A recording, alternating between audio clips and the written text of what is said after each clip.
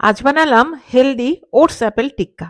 দিয়ে দিলাম একটা বাটিতে 1.5 কাপ ওটস আর 1.5 কাপ দুধ দিয়ে খুব ভালো করে মিশিয়ে 10 মিনিট রেখে দেবো। এইবারে একটা আপেল আমি কেটে নিচ্ছি, ঠিক যেমন দেখিয়ে দিচ্ছি এইভাবে কেটে নিতে হবে, খুব সরু সরু করে।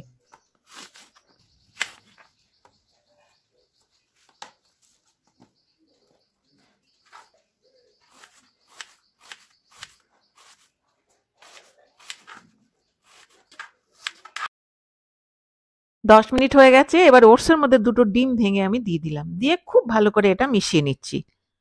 এবারে দিয়ে দিলাম 1 চা চামচ সুগার ফ্রি ডাস্ট, যারা সুগার ফ্রি খাবে না তারা দেবে চিনি। দিয়ে দিলাম কেটে রাখা আপেলগুলো, দিয়ে খুব ভালো করে এটা মিশিয়ে নিলাম।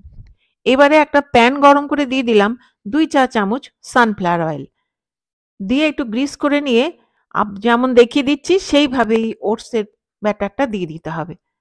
কেউ ছোট করলে ছোট, বড় করলে বড়। 5 মিনিট করে এক একটা সাইড ভেজে নিলেই তৈরি ওটস অ্যাপেল টিক্কা। পুরো রান্নাটাই কিন্তু হবে লো ফ্লেমে, না তো হাই না মিডিয়াম। দ্বিতীয়বার আর গ্রিস করার দরকার নেই, আগের মতোই ব্যাটারগুলো দিয়ে ভেজে নিতে হবে। শুধুমাত্র ওপর থেকে দিয়ে দিতে হবে হাফ চা চামচ তেল। তেলটাকেও ইচ্ছে করলে বেশিও দিতে পারে তাদের পছন্দ মতো।